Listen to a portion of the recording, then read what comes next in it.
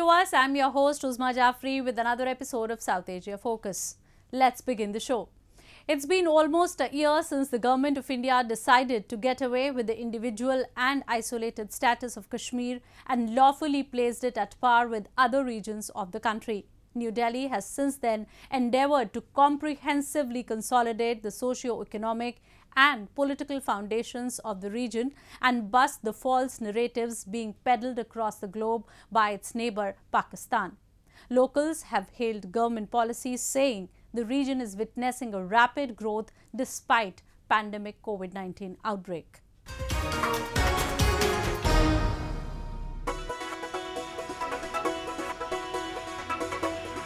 Jammu and Kashmir, the youngest union territory of India, has gone through a major paradigm shift.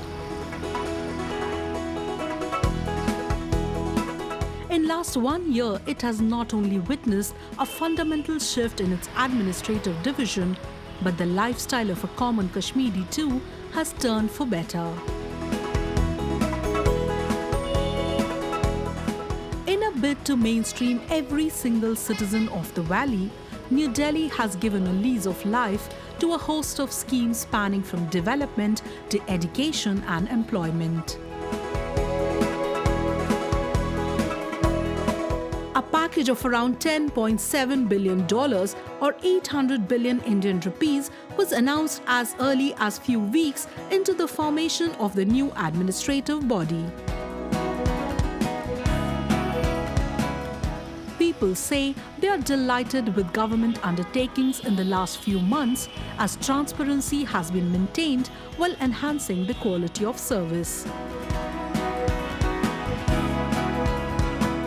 जब से UT सरकार बनी है तब से ग्राउंड लेवल पे जो काम है ये अच्छे हो रहे हैं। पहले ऐसा होता था कि पॉलिटिकल जो इशू था, जो पॉलिटिकल बड़े बड़े मतलब नेता थे वो अफसरों को फ़ोन करते थे तो काम नहीं होता था। तो अब जब से यूटी सरकार बनी है तो काम अच्छे हो रहे हैं। तो हम चाहते हैं कि जितने भी PMG नरेगा के तहत स्कीमें हैं ये आएँ तो इस तरह बेरोज़गारी दूर होगी और हमारे नौजवान बेरोज़गारी दूर करना चाहते हैं और काम करना चाहते हैं। Infrastructure development in the valley has been the key component of New Delhi's mission of development in the region. The locals say that construction of schools and colleges, stadiums, hospitals, roads and bridges has picked momentum. After a COVID-19 lockdown break of around 4 months, the work has resumed and is in full swing now. Authorities believe that the vast tourism potential of the region has still not been explored entirely, and for that, it is planning to come up with several roadmaps. Ecotourism is one part. The federal government has rendered a special attention on the adequate supply of the government schemes aimed at benefiting locals. इसके बाद जो constitution of India जो हमें rights देता है, हर state में जो rights मिलते हैं, सिटीजन्स को जो राइट्स मिलते हैं उससे हम महरूम थे, क्योंकि यहाँ पे 370 हटने के बाद जो हमारा इंडियन कॉन्स्टिट्यूशन हमको हुकूक देता है वो यहाँ पे लागू हो गए। तो अभी हम उनका फ़ायदा ले सकते हैं। जितनी भी सेंट्रल की स्कीमें थी जो अभी तक नहीं, जिनसे हम महरूम थे, जो हमें नहीं मिल पाती थी, क्योंकि 370 जब तक लागू था तब तक सेंट्रल की कॉन्स्टिट्यूशन की जितनी भी राइट्स थे वो हमको नहीं मिल पाते थे। स्पेशली वो, और स्पेशली जहाँ पे एक माफिया क्रिएट हुआ था 370 होने के बाद, एब्रोगेट होने के बाद ED के कानून लगे या जो भी कानून लगे, तो जो भी डेवलपमेंटल काम है वो रुके नहीं अभी।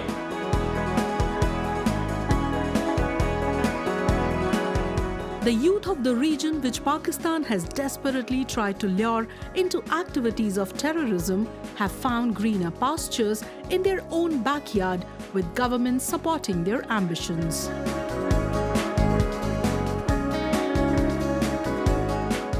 As many as 10,000 vacancies have been thrown open in various law enforcement agencies in the past couple of months. It is the result of these initiatives that the number of youths getting misled by Pakistani proxies in the region has come down significantly in the past few months.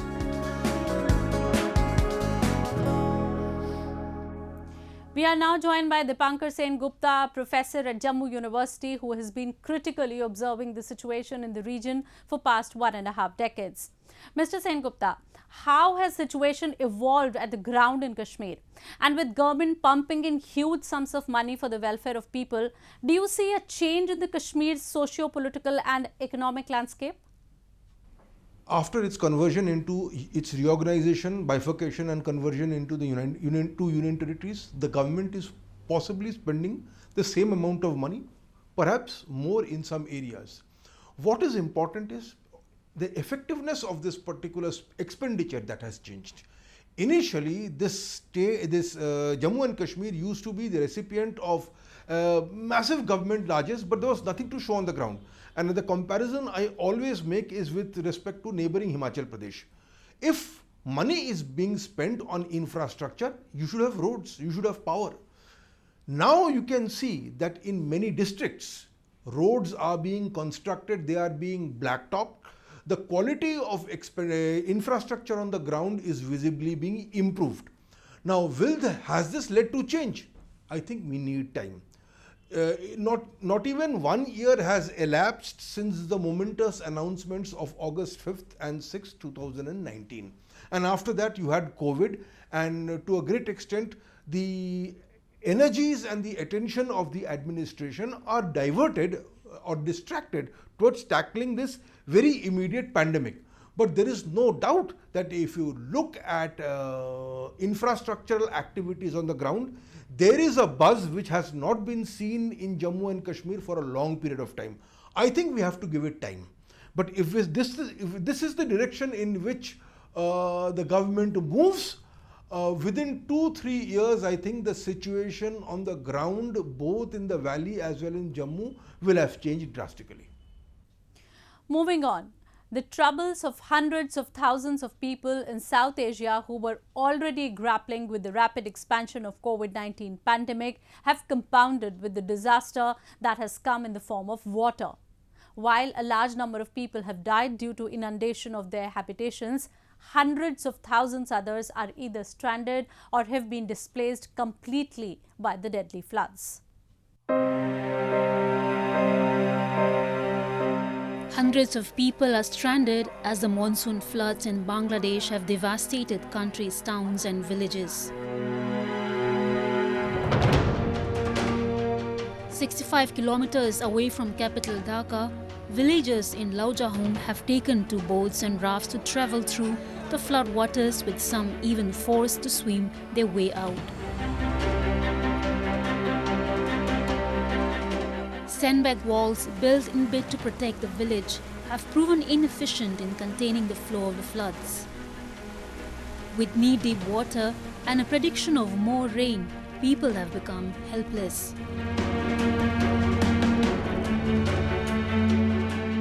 বাড়ি বন্যায় বাইসে গেছে, এখন বাড়িতে family রাখা সম্ভব না। এখন ওই আমার আত্মীয়র বাসা আছে চৌরাস্তায়, এখানে রেখেছি সবারে, সব কিছু বাইসে গেছে, বাড়িতে অনেক ক্ষয়ক্ষতি হয়ে গেছে। ওই বাড়ির সামনে রাস্তা ভেঙে গেছে।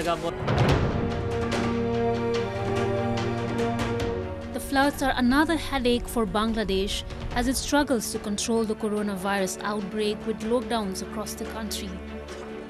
There are now more than 237,661 confirmed cases and 3,111 deaths. Meanwhile, 8 people were killed in Pakistan's Karachi after a spell of monsoon rain flooded country's biggest city and commercial capital. Many areas in the city were flooded after the downpour, which started on 26 July and only subsided on 28 morning. Flood water accumulated in low-lying residences and on the roads in commercial districts, hampering traffic and forcing residents to wade through knee-high or waist-high water. कल बारिश हुई थी उसके निस्बत जो अभी जो बारिश शुरू हुई थी 11 बजे से 3 बजे तक जो बारिश चली है नॉर्थ नाज़माबाद और सहेबीकौम सोराबकोट की तरफ या सरजानी की तरफ, और कल की और आज की टोटल तादाद मिला के टोटल हलाकतें 8 हुई हैं, जिसमें ज़्यादातर करंट लगने से हलाकतें हुई हैं और कुछ हलाकतें जो है वो नदी में बहने से हुई हैं। Pakistan is already severely affected by coronavirus, with World Health Organization confirming last week that the country has the swiftest infection rate. Meanwhile, torrential rains continue to hit India, posing challenges to the system, which has put in most of its efforts in containing the spread of the virus. Large part of the country's eastern region has been inundated and more than 100 people have lost their lives. Rescue operations have taken off, with both federal and the state governments working in coherence, as the authorities say they will further intensify their operations and will rescue nearly all of the stranded people in coming days.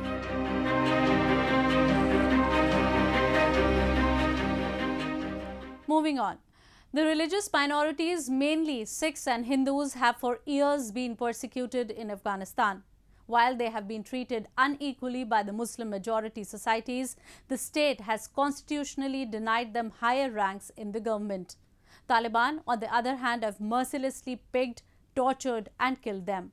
They have also attacked their places of worship, creating an absolutely uninhabitable environment.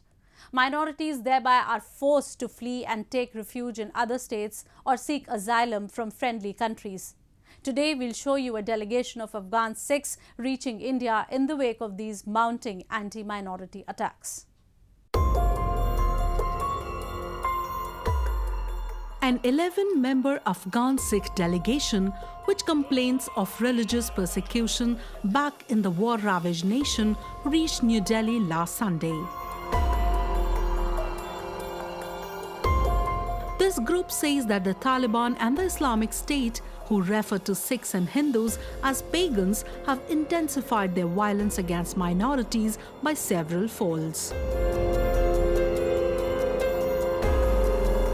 One Sikh, Nidan Singh, who didn't give in to the pressures and demands of extremists, say that they want to annihilate minorities through killings or conversions.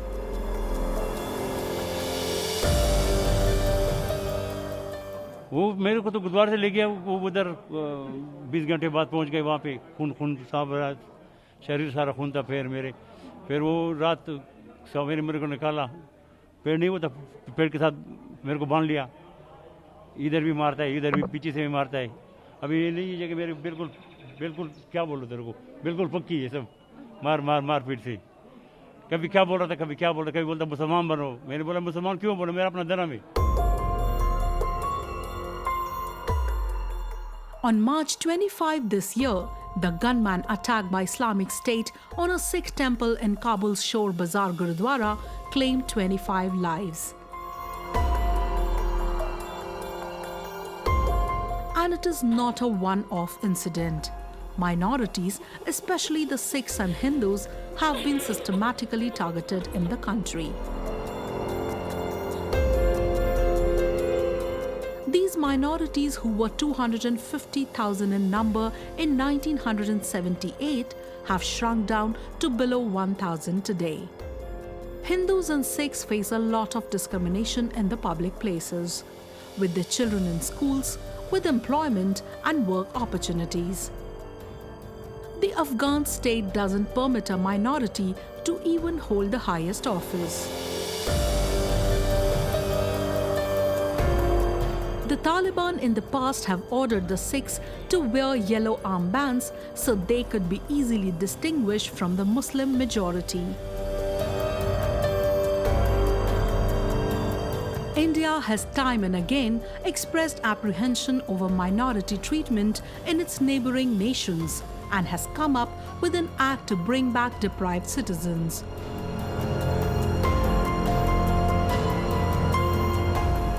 उन्होंने दोनों बातों का आश्वासन दिया था कि जितने भी हमारे हिंदू और सिख परिवार वहाँ पे हैं, इनको हम तुरंत बाहर लेके आएंगे, लॉन्ग टर्म वीज़ा भी देंगे, इनको काम करने की इजाज़त भी यहाँ पे देंगे और इनको हम नागरिकता भी देंगे। The Indian Parliament had in December previous year passed a legislation, Citizenship Amendment Act, paving way for the religiously persecuted minorities in its neighboring countries to seek Indian citizenship.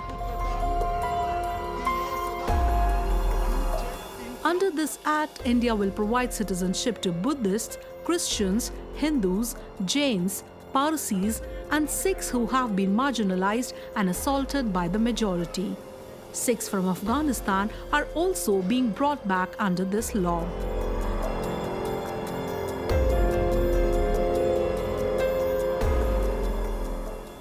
Moving on.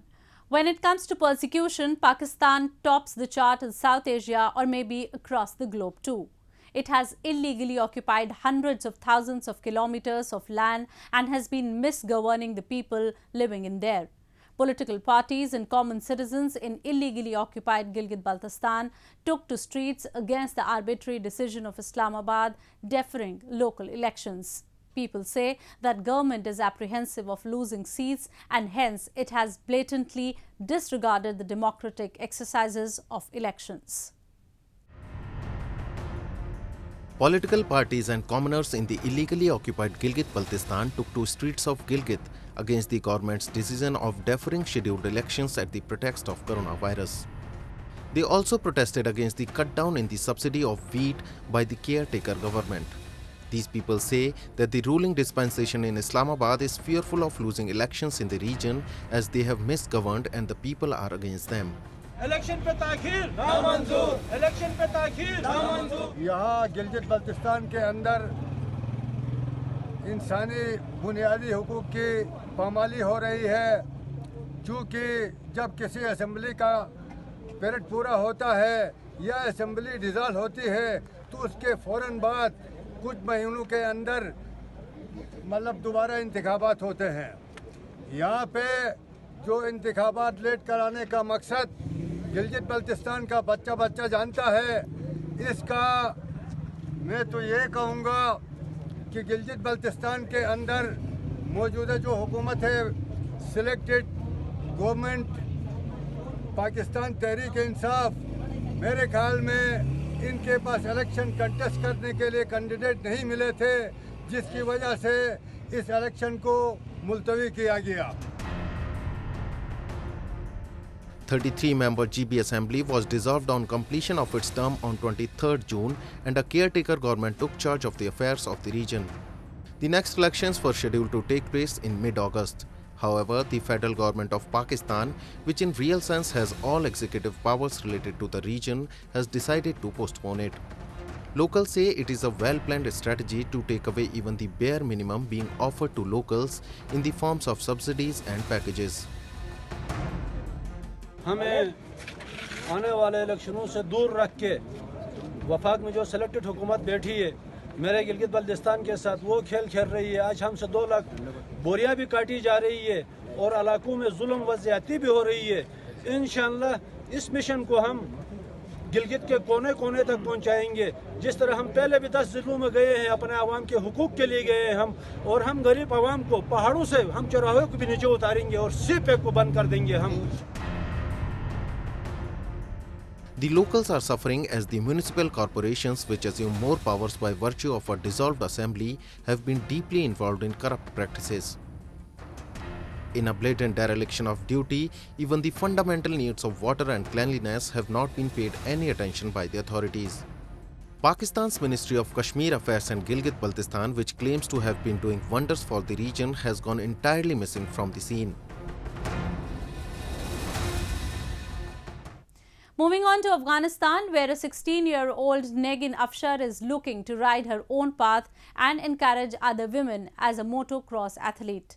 Afshar hopes to inspire others to pursue the tough sport in a country where the outcome of peace efforts with the Taliban could lead to restrictions on women participating in athletics. Have a look.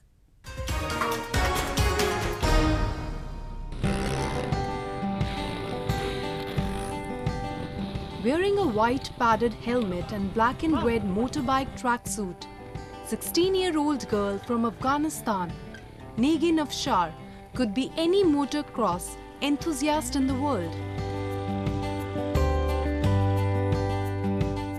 But Afshar is riding in Kabul where the outcome of peace efforts with the Taliban could lead to the hardline group putting in restrictions on women participating in sports and an end to her passion.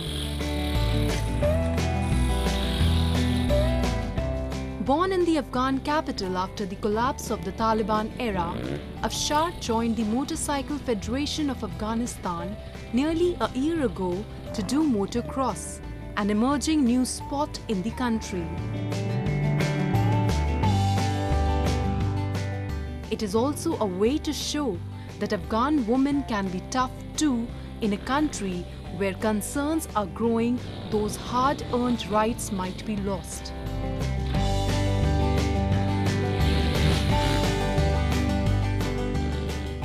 من قبل از اینکه به ورزش موتورسیکل سواری رو بیارم 3 سال تقریبا کاپیتان تیم ملی دوش بودم و 3 مدال از دبی هم آوردیم و 3 فاصله متفاوت که وقتی آمدم موتورسیکل سواری آقایان دیدم، بچهای تیم دیدم. واقعا ما هدفم این شد که بتانم برای خانمای افغانم یک الگو شوم که اونا میتونن این ورزش سخت و که خانم دیش نیست پیش برده بتونن. ما کوشش کردیم که اولین خانمایی باشیم که در این راه قدم گذاشتن و انشالله بتونیم دیگران هم تشویق کنیم. Afshar trains with male riders on a barren lot surrounded by warehouses and private homes. Her parents are fully in support of her passion, and her mother is also the head of the Women's Committee in the National Motorcycling Federation of Afghanistan. She said she hopes to inspire women of her generation to take alternate paths and show the world another facade of Afghanistan.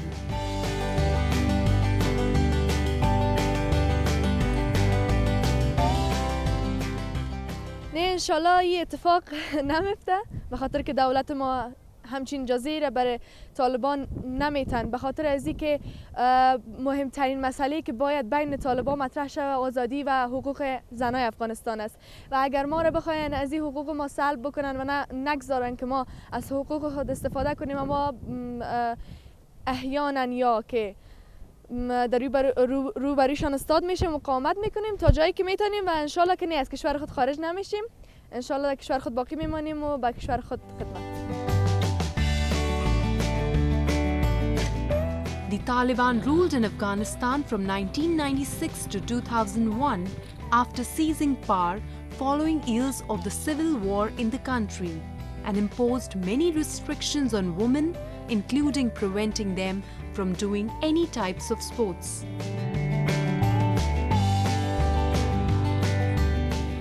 Despite the uncertainty, the young motocross athlete was resolute in her pursuit of participating and excelling in sports. She and her mother worry that pursuing her passion may not be so easy in future, with the hardline Islamist Taliban movement bidding for a share of power in a country where it has led a ruthless insurgency since 2001.